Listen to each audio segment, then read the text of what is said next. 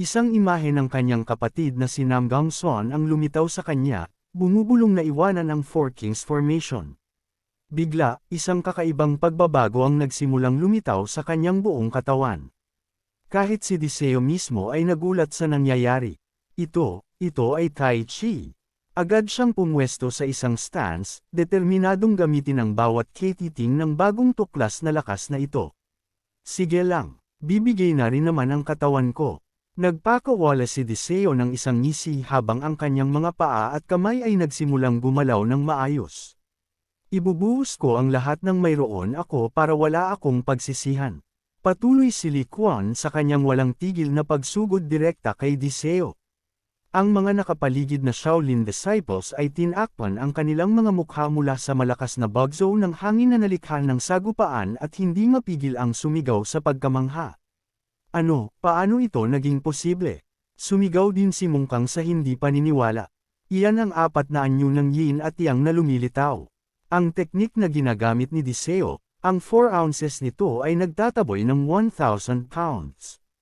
Gumagamit siya ng maliit na puwersa upang talunin ang mas malaking puwersa sa pamamagitan ng pag-redirect ng sariling lakas ng kanyang kalaban. Dagdag ni Elder Batun, hindi lang iyon, ito ay isang bagay na mas dakila pa. Umuungol si Li Quan, ang kanyang determinasyon ay hindi pa rin nababali. Hindi ako matatalo. Pagkatapos ay lumipat siya sa isa pang teknik. Indestructible Diamond Divine Art 3rd Stage. Ngayon ay si Deseo naman ang nagulat. Nag-level up ba ako sa gitna ng laban?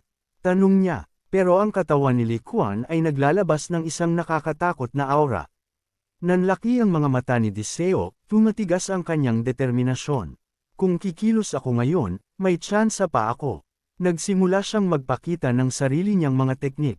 Una, ang right hand wisdom sword, pagkatapos ay ang left hand cloud sword. Inisip ito ni Du ng perpekto. Ang yang energy ng wisdom sword, at ang yin energy ng cloud sword. Dalawang tila hindi magkatugmang puwersa ang nagtatagpo na ngayon sa isang punto. Ang dalawang elder na nanunood sa gilid ay lubhang namangha. Paano niya nagagawa iyan? Hindi ko siya tinuruan kung paano gamitin ang cloud sword. Ngunit isang bagay ang malinaw na naintindihan ni Li Quan. Kung mababasag ko lang ang teknik na ito, sa akin na ang tagumpay. Pinanood niyang mabuti si Deseo, na pagtatanto na naging napakalakas na nito. Kung patuloy ko lang itong titiisin, malalagay ako sa seryosong panganib. Nagpakawala si Du ng isang agos ng enerhiya sa paligid niya, isinisigaw ang pangalan ng kanyang teknik. Isang litong si Li Quan ang sumigaw, "Ha, hindi ito maganda." Sa isang sandali, tumilapon siya sa malayo. Ang mga nakapaligid na Shaolin disciples ay nadamay din sa pagsabog mula sa napakalakas na kapangyarihang ito.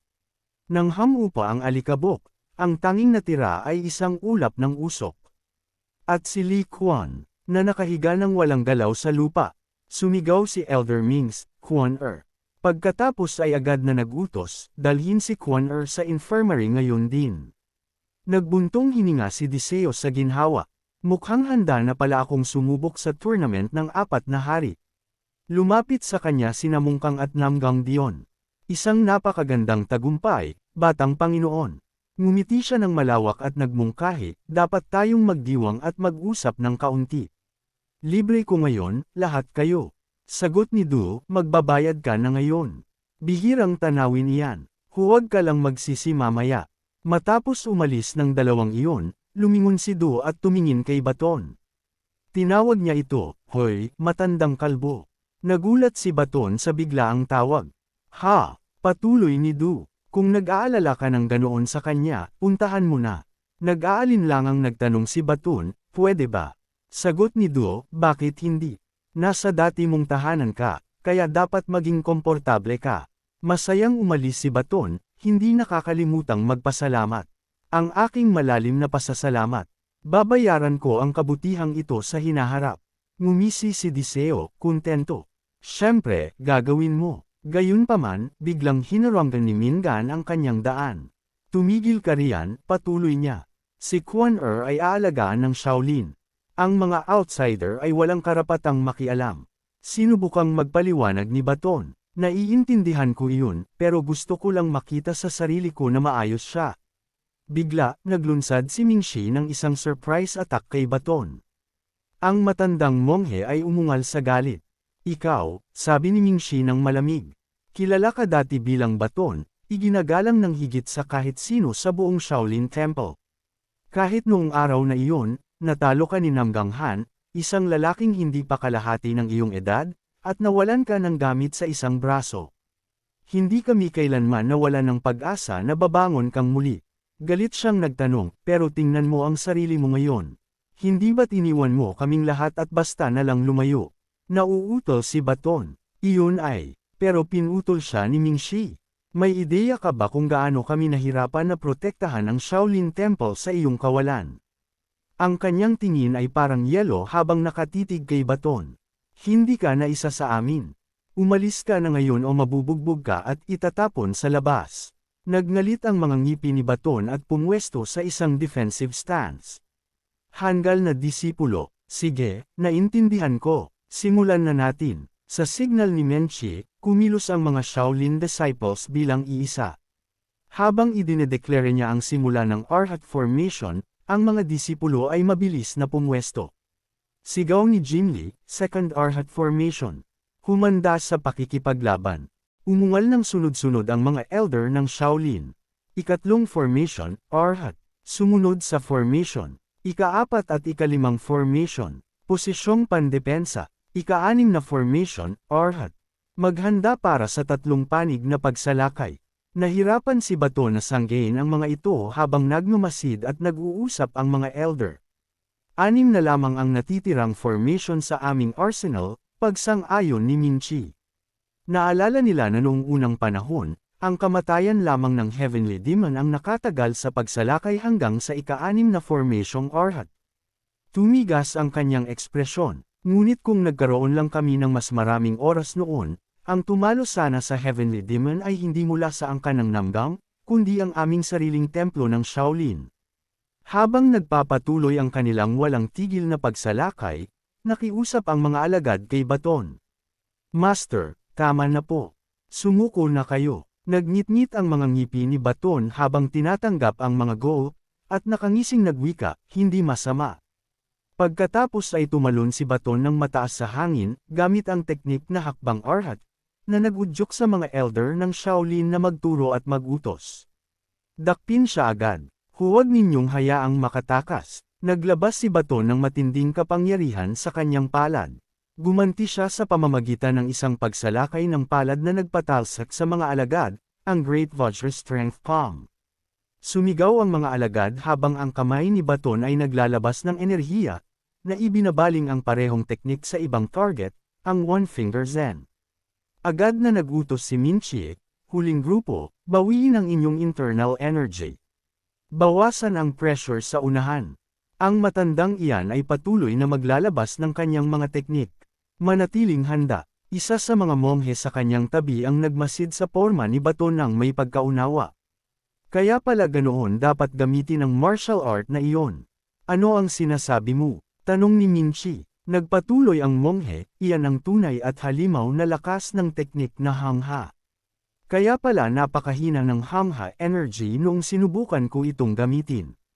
Umungal si Mingxi, ano ang pinagsasabi mo sa oras na ito? Nang magsisimulang magsalita si Baton, pinatigil siya ni Mingxi sa pamamagitan ng galit na sigaw. Sige, ako na ang bahala rito. Huwag kang maglalakas loob na magmakaawa mamaya. Pagkatapos ay nagutos siya kina Minhiren, Jino, Jinmo, Mint, palibutan siya. Sigaw ni Mingxi, tapos na akong magtimpi. Bulong naman ni Baton, sa wakas, lalabas na rin sila. Nagsimulang mag-ipon ng lakas si Mingxi. Ako na ang tatapos nito. Huwag kang matakot, matanda. Sa hudyat na iyon, lahat sila ay sumugod kay Baton. Napilitang umatras ang matandang master habang sumisigaw sa tindi ng pagod. Isang umatake mula sa itaas. Ngunit iniwasan ito ni Baton ng may biyaya habang may sumusugod sa kanyang kaliwang bahagi. Naglabas si Baton ng enerhiya at isang malakas na palad, sabay sabing, halatang nagpabeye kayo sa inyong pagsasanay. Ngumisi si Baton, isang tama lang ba ang kailangan para mabali ang iyong mga buto? Nainas si Minchi. Ang matanda ay nakakapagsalita pa rin ng kalokohan, tila hindi pa siya seryosong nanganganib. Humagalpak ng tawa si Baton. Haha, kita ninyo, ang katandaan ay talaga namang nakakabawas ng stamina. Dahil sa iritasyon, direktang nagmungkahi si Minchi. Tama na ang mga formalidad. Magsimula na tayo. Umaasa akong hindi mo dudumisan ang dangal ng isang dating Grand Elder ng Shaolin. Agad na naglabas ng enerhiya ang lahat. Ang unang galaw ay ang Double Dragon whips its tail, habang ang ikalawa ay gumamit ng White Crane spreads its wings. Sumunod ang iba gamit ang White Snake spits its tongue, Golden Leopard fixes its body, at Fierce Tiger descends the mountain. Nagmasid si Baton at nagwika, lahat kayo ay bumuti ng husto. Tiningnan niya sila, marami kayong pinagdaan ng hirap sa mga nakalipas na taon. Biglang natigilan si Minchi. Habang ginagawa ni Baton ang kanyang sariling mga galaw, nagsalita siya, nagkamali ako noon, at hindi ko hinihingi ang inyong kapatawaran. Isang kakaibang lakas, na mas matindi kaysa Rati, ang nagsimulang bumalot sa katawan ni Baton. Sa sandaling ito, iiwan ko sa inyo ang lahat ng mayroon ako. Natigilan ang iba, iyon ang unang porma ng Yi Jingjing, we throw presents the pestle. Isang lalaki ang agad na tumalsik nang tumalon ang matanda sa hangin. Ang ikalawang porma, clocking a star and exchanging a constellation, ay sinundan ng ikatlo, pulling 9 oxen by their tails. Pagkatapos ay inatake niya ang susunod na tao. Ikaapat na porma, extending claws and spreading wings. Sa isang tama, pinatalsik niya ang isa pa. Ikalimang porma, 9 ghosts drawing sabers. Nang umabot siya sa ika-6 na porma, isang bowl ang enerhiya ang nabuo. Ang ika-6 na porma, 3 plates falling to the ground. Ang ika-7, Blue Dragon extends its claws. Nakatitig lamang ang mga monghe sa bawat galaw niya. Ika-8 porma, Crouching Tiger pounces on its prey. Ika-9 na porma, Drawing the Bow. Ipinikit ni Baton ang kanyang mga mata habang inihahanda ang huling porma. Ang ika-10 porma, Waving the Tail.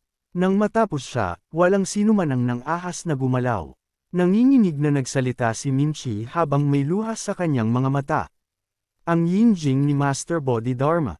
Nagpatuloy si Minchi, ngayon ay nakuha na ng aming Shaolin ang Great Prajna Heart Sutra Art at ang Yinjing ni Bodhidharma. Sabi ni Baton, malaki ang naging utang ko sa paglipas ng mga taon. Sumagot ang isa pang lalaki, sige, oras na para umalis tayo.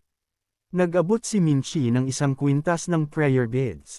Nagtaka si Baton, hindi ba ito ang iyong personal na prayer beads? Nagsalita si Minchi sa ngalan ng templo ng Shaolin. Patawarin mo po ang aming kawalan ng malay sa mga hirap na iyong tiniis. Kailan mo man gustuhin, mangyaring bumisita ka sa templo ng Shaolin. Ngumiti ng maliwanag si Baton, isinuot ang prayer beads sa kanyang leeg at sumagot, Amitabha Buddha, salamat. Kumaway si Minchi habang papaalis sila, at ngumiti si Likian. Hanggang sa muli, magiging mas malakas pa ako, naisip niya sa sarili. Maghintay lang kayo. Samantala, pauwi na sina Deseo at ang iba pa. Nag-uusap sila. Sinayang talaga ng matandang iyon ang oras natin. Haha, pasensya na, masiglang sigaw ni Deseo. Fair na, ang susunod nating layunin ay manalo sa Four Kings Tournament. Bumabalik na si Deseo at ang kanyang grupo sakay ng karwahe. Humajijek si Namgang Dion sa tuwa. Halos maiyak siya sa saya habang sinasabing, matagal ko na itong hinihintay. Hawak niya ang kahon ng mga minor pills na ibinigay sa kanya ng abad.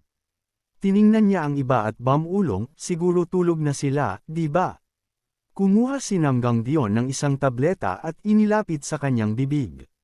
Sige, subukan natin ito. Ngunit bago pa niya ito maisubo, mabilis na kinuha ni Deseo, Baton, at mungkang ang mga ito ng may bilis ng kidlat.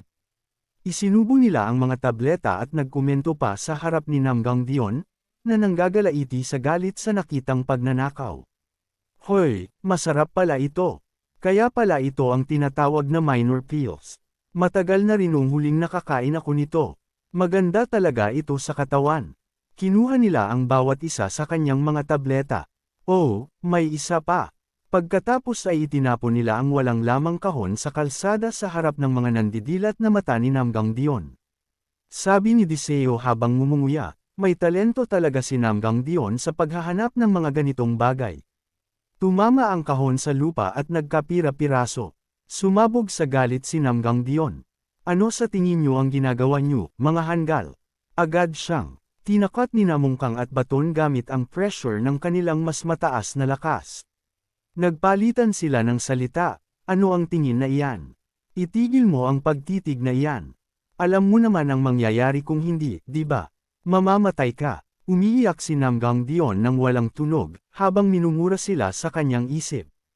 Huhuho, kahit ang grupo ng mga bandido ay hindi magiging ganito kawalang hiya.